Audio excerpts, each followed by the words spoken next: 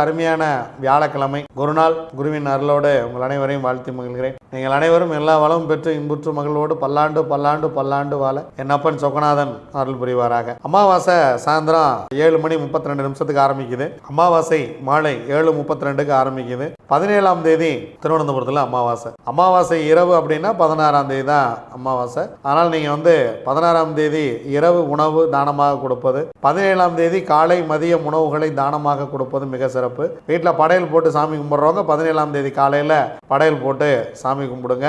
இரவு உங்கள் முன்னோர்கள் வருவதற்காக உங்கள் வீட்டில் வாசப்படி பக்கத்தில் ஒரு சொம்பில் ஒரு கலயத்தில் கொஞ்சம் தண்ணி வைங்க.